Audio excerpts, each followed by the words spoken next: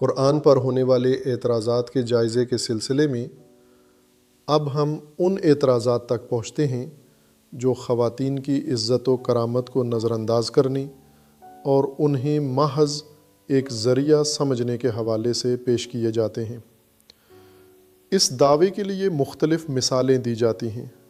مثلاً یہ کہا جاتا ہے کہ قرآن مردوں کو متعدد شادیاں کرنے کی اجازت دیتا ہے، نابالغ لڑکیوں سے شادی کو جائز قرار دیتا ہے، شادی شدہ جنگی قیدی عورتوں سے تعلق کی اجازت دیتا ہے، یا عورت کو مرد کی کھیتی قرار دیتا ہے۔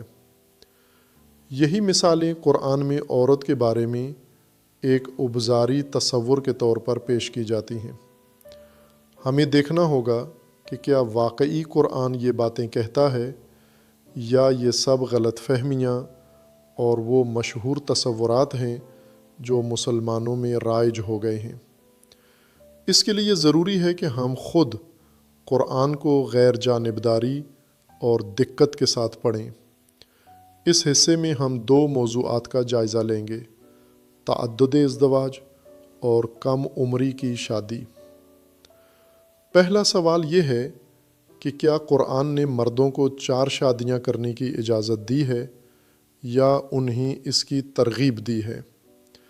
اس بات کی بنیاد سورہ النساء کی آیت 3 ہے، جس میں کہا گیا ہے 2 3 یا 4 عورتوں سے نکاح کرو۔ لیکن اکثر اس آیت کو مکمل طور پر اور سیاق کے ساتھ نہیں پڑھا جاتا اور اس کا اصل پیغام نظر انداز ہو جاتا ہے۔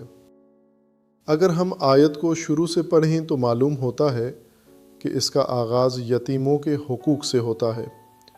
غور کرنے سے واضح ہوتا ہے کہ اس آیت کا اصل موضوع تعدد ازدواج نہیں بلکہ یتیموں کے بارے میں ایک سماجی ذمہ داری ہے۔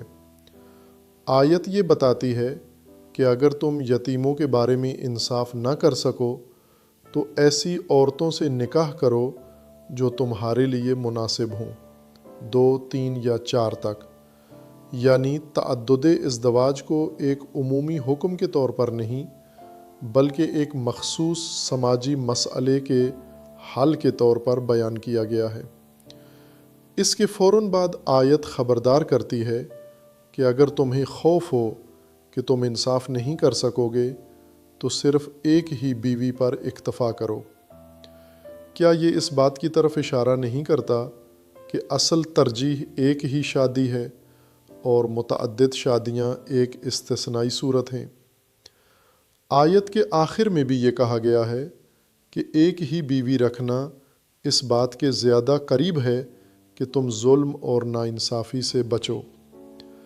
قرآن کی ایک اور آیت میں بھی کہا گیا ہے کہ تم بیویوں کے درمیان مکمل انصاف ہرگز نہیں کر سکتے، چاہے تم کتنا ہی چاہو۔ یہ اس تصور کو چیلنج کرتا ہے کہ تعدد ازدواج کو آسانی سے عدل کے نام پر عام کیا جا سکتا ہے۔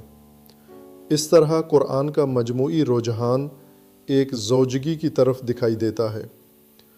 اس سے بھی اہم بات یہ ہے کہ قرآن نکاح کو ایک مضبوط عہد اور باہمی ذمہ داری قرار دیتا ہے۔ اس میں وعدے کی پابندی پر زور دیا گیا ہے۔ اگر کسی شخص نے نکاح کے وقت اپنی بیوی سے وفاداری کا وعدہ کیا ہے تو وہ محض اس بنیاد پر کہ قرآن میں تعدد ازدواج کا ذکر ہے اپنے عہد کو توڑنے کا جواز نہیں بنا سکتا۔ کم عمری کی شادی کے بارے میں بھی ایک آیت پیش کی جاتی ہے جس میں طلاق کی عدت کا ذکر ہے، اور وہاں ایک ایسا جملہ ہے جس سے بعض لوگوں نے یہ سمجھا کہ حیض کی عمر کو نہ پہنچنے والی لڑکیوں کے لیے بھی عدت بیان کی گئی ہے۔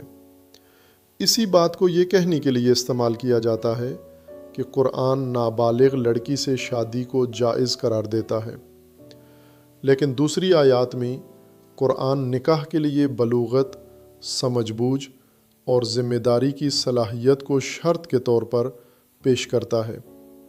نکاح کو ایک شعوری انتخاب، باہمی رضامندی اور سماجی و اخلاقی ذمہ داری کے طور پر بیان کیا گیا ہے، نہ کہ محض ایک رسمی تعلق کے طور پر۔ اس لیے یہ نسبت دینا کہ قرآن ایسے بچے کی شادی کی اجازت دیتا ہے جو ابھی سمجھ بوجھ نہیں رکھتا، قرآن کے مجموعی تصور نکاح سے ہم آہنگ نہیں۔ کیا اب وقت نہیں آ گیا کہ ہم رائج تصورات کو ایک طرف رکھ کر براہ راست قرآن کا مطالعہ کریں؟ کیا ہمیں آیات کو سمجھنے کے لیے اس تاریخی اور سماجی پس منظر کو مد نظر نہیں رکھنا چاہیے جس میں وہ نازل ہوئیں؟ اور کیا ہمیں قرآن کے بنیادی مقاصد عدل، کرامت اور اخلاقی اصلاح کو سامنے رکھ کر ایک زیادہ انسانی اور متوازن فہم اختیار نہیں کرنا چاہیے؟